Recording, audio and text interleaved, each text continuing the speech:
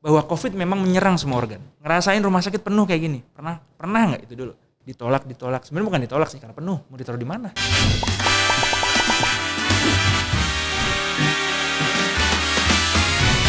Halo semuanya, apa kabar? Selamat datang di channel Denger nih, persembahan Le Mineral bersama saya Evi Batuta. Nah, ini adalah suatu hal yang sangat menarik untuk kita bahas karena kita masih berada di kondisi pandemi ya. Denger nih, kalau kita berobat ke rumah sakit emang betul kita bisa dinyatakan COVID-19. Ada istilahnya tuh yang populer sekarang ini beredar di luar sana di masyarakat, yaitu di-COVID-kan. Untuk menjawab pertanyaan tersebut sudah hadir bersama dengan saya seorang pakarnya, yaitu Dr. Muhammad Fajri.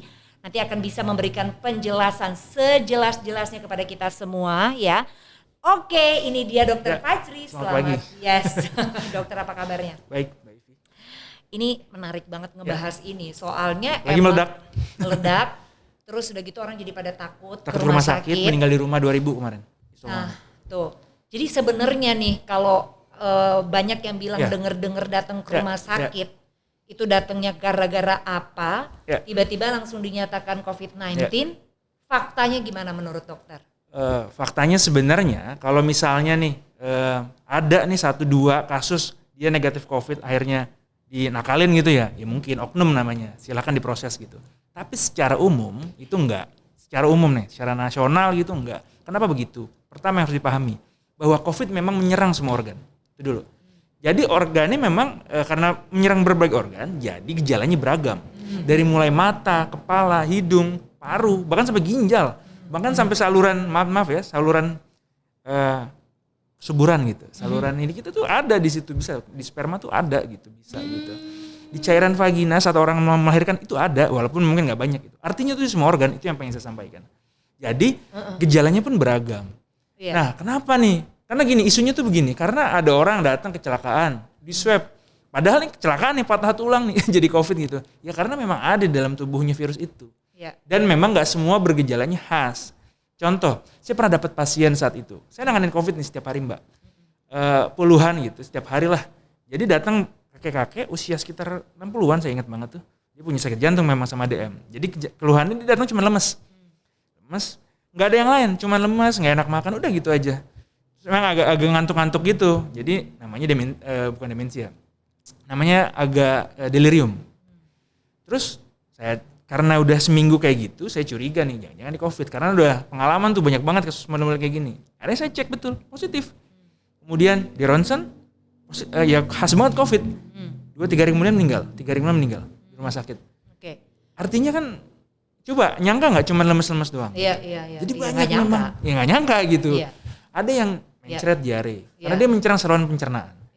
Ada yang memang hamil jadi COVID gitu. Walaupun bukan karena hamil terus jadi COVID, enggak, karena memang hamil dia rentan kena COVID. Dan kalau kena COVID mortalitinya bisa 23 kali. Dibandingkan orang nggak kena COVID. Contohnya gitu. Itulah kenapa dokter dan protokol yang ada di rumah sakit itu waspada betul. Ada COVID nggak nih? Itu sih. Nah, dokter kalau gitu gimana caranya edukasinya nih ya dokter? Karena jadi banyak orang gitu, ya berarti kan karena tadi dokter sendiri sudah menyatakan bahwa namanya rumah sakit ya. Tempat berkumpulnya orang-orang sakit dan segala penyakit ada di situ mungkin. Jadi gimana cara edukasinya supaya ya daripada nanti gue di-COVID-kan gitu loh, istilahnya begitu. Jadi nomor 1, kita harus yakin bahwa COVID itu ada. Itu dulu, COVID itu ada. Karena basicnya nih orang nggak merasa bahwa COVID itu nggak ada. Gampangnya gini deh, pernah nggak orang yang usianya 70 tahun saat ini misalnya, dulu selama hidupnya nih ngerasain rumah sakit penuh kayak gini? Pernah nggak itu dulu? Atau susahnya rumah sakit, atau orang banyak meninggal di rumah. Di Jakarta sendiri pemakaman tuh sampai 380 tuh kemarin tuh awal-awal Juli tuh sehari. Terlepas meninggal karena COVID atau karena nggak berani ke rumah sakit atau isoman di rumah, pokoknya tim penguburan itu segitu sehari. Pernah nggak? Nggak pernah. Nggak pernah ada gitu. Itu satu. Yang kedua, ketika nih misalnya di COVID-kan dan lain-lain orang sakit jantung jadi COVID, enggak, bahwa orang udah punya komorbid. Kalau kena COVID itu memang penyakit yang menyerang organ utamanya itu paru. Tambah parah nih.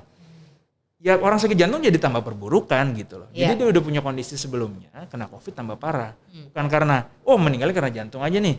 Bilang aja COVID. Ya bisa jadi begitu, Tapi bisa jadi COVID ini memang menginduksi sakit jantung karena COVID ini sendiri bisa menyebabkan pengentalan darah. Iya. Darah jadi kental, Mbak. Betul. Mbak pernah motong ayam nggak? Kan ada darah kental tuh. Iya, iya. Nah itu Kayak kebayang, gitu. kayak gitu. Yes. Di jantung, di otak, makanya jadi stroke. Ada yang Iya. jadi serangan jantung, ada yang jadi kakinya serangan namanya acute limb injury ya. Jadi dia bisa penyumbatan di kakinya dan berbagai organ. Jadi emang ngeri. Itulah kenapa abis selesai COVID pun, apalagi dia punya komorbid, dia harus dicek lebih lanjut. Nanti kita bahas long COVID ya. Iya. Karena orang mikir COVID itu konspirasi. Iya, iya, iya. Oh dibuat, terlepas mau buatan siapa, Ya, dari ada. mana, tapi ada. Ada. Gitu. Oke, nah dengar-dengar juga nih ya nih dokter, kan ciri-ciri flu biasa sama COVID-19 Ya, itu kan emang sama kan? Itu apa ada bedanya? Flu ya. Jadi kalau flu itu gini, kan dia menyerang ISPA ya, menyerang saluran pencernaan. Jadi saluran pernafasan gitu. Jadi gejalanya ya saluran pernafasan, ada batuk, sesek, ada misalnya menggigil ya sama kayak flu gitu. Bedanya adalah kalau varian yang dulu, varian yang Cina ya, yang Tiongkok, yang pertama kali di Tiongkok, itu lebih lama nih masa inkubasinya. Jadi kita ketularan tanggal 1 Juli, kita rata-rata bergejala itu seminggu kemudian, 8 hari, bisa sampai 2 minggu kemudian. Inkubasinya cukup lama namanya. Kalau misalnya flu, itu 1-2 hari udah bisa. Jadi Mbak ketularan tanggal 1, tanggal 3 udah bisa, atau tanggal 2 tuh udah bisa bergejala. Oh. Jadi itu beda. Itulah kenapa gampang menularnya kan. Padahal dia 2 hari sebelum bergejala udah bisa nularin tuh. Nah kalau flu bisa langsung ketahuan kan, oh lagi sakit nih, jadi bisa dihindarin. Nah varian yang Delta ini, dia lebih cepat inkubasinya cuma 4 hari. Dan jumlah viral load atau virusnya itu 1000 kali ya, 1200 kali lebih banyak dibandingkan varian yang lama. Berapa kali? 1000 kali. Jadi orang sakit kena varian itu, jumlah virus itu lebih banyak. Dan postulatnya salah satunya dia menempelnya lebih kuat juga gitu. Jadi dia lebih cepat menular. Jadi yang ingin saya katakan adalah beda flu itu dan sakit itu beda. Iya. Orang yang pernah ngerasain COVID nih Mbak, katanya itu lebih pegel, lebih sakit, lebih nyeri badannya, lebih Iya. nggak enak. Iya. Kenapa? Karena saya pernah baca paper ada otot itu dipotong, misalnya ini, itu dilihat di bawah mikroskop, ada virusnya directly infection to the muscle gitu. Memang betul. Oh, wow. Otot jantung juga gitu. Iya, iya, iya. Banyak Tapi itu ya kejadian. memang kita ini jadi banyak parno nih, terutama kayak Nah, saya juga jadi banyak parno Nah. karena misalnya nih tiba-tiba hidung meler gitu ya. Padahal sebenarnya mungkin karena alergi gitu kan, karena Iya debu sih. segala macam. Jadi bawaannya pengen swab aja.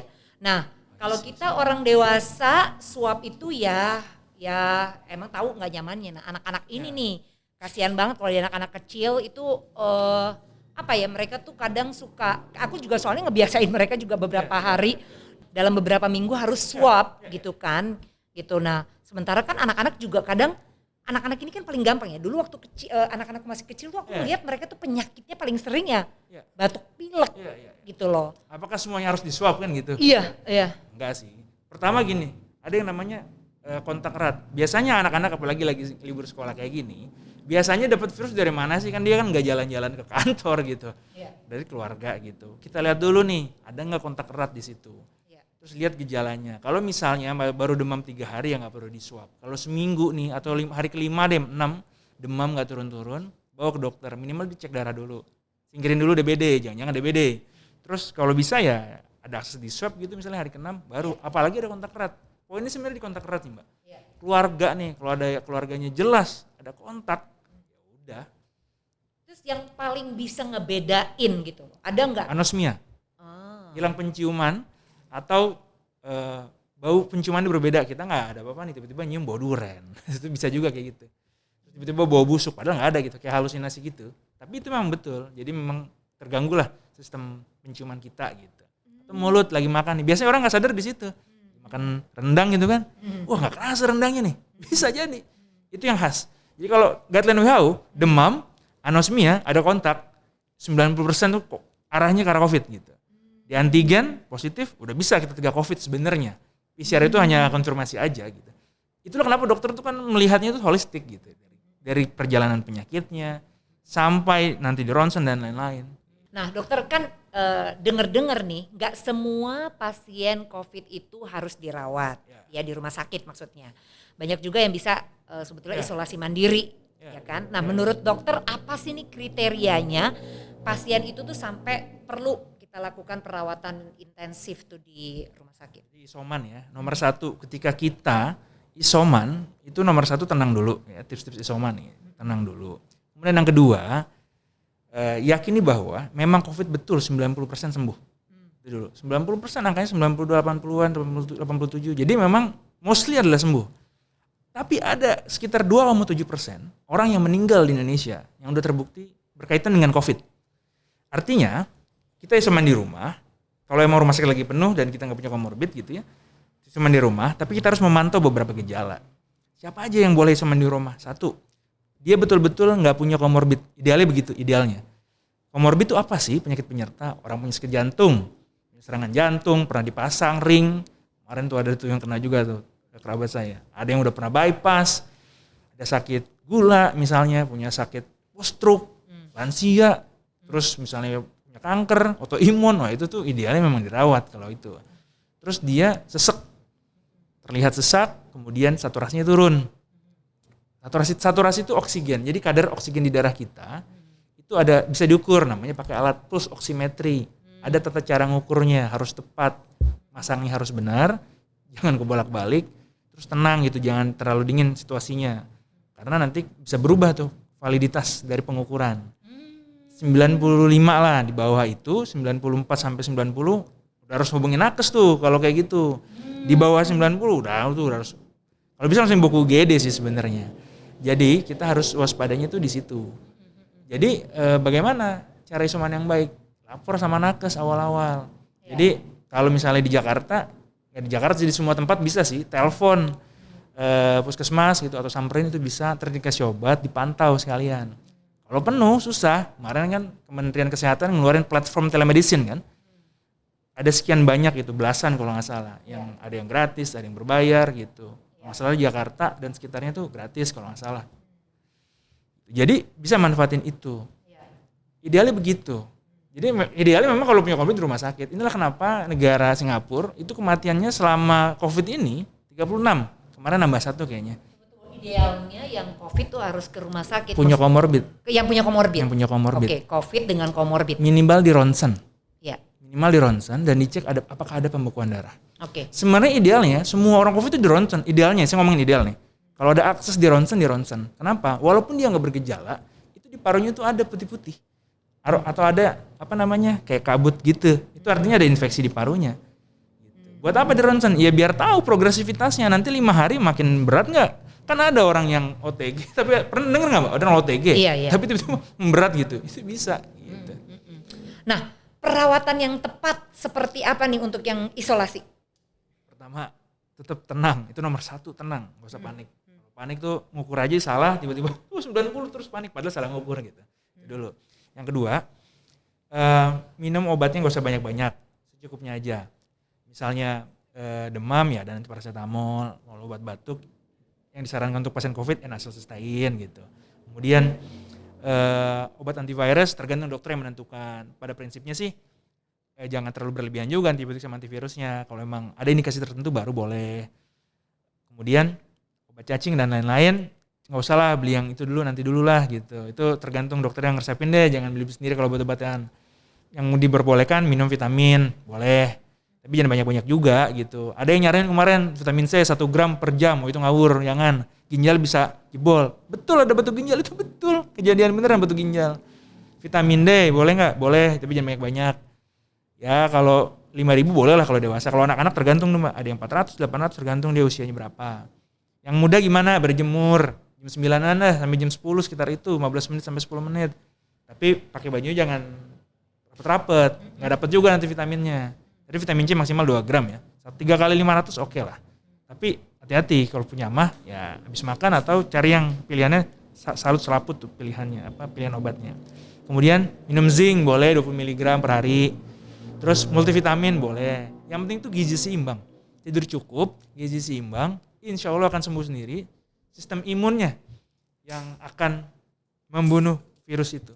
Thank you so much Dr. Fajri. Kita harus menyudahi perbincangan kita kali ini. Untuk teman-teman yang menyaksikan, selalu saya ingatkan untuk tidak lengah, terapkan prokes 5M, jaga daya tahan tubuh, dan yang paling penting rutin minum air mineral setiap hari. Ya, dan untuk yang punya pertanyaan, nanti akan bisa dijawab di episode selanjutnya. Silakan saja ajukan pertanyaannya di kolom komentar ya. Sampai jumpa di episode selanjutnya. Denger nih persembahan Le Mineral. Jangan lupa bunyikan loncengnya dan subscribe. Terima kasih, saya Evi Batuta. Sampai jumpa.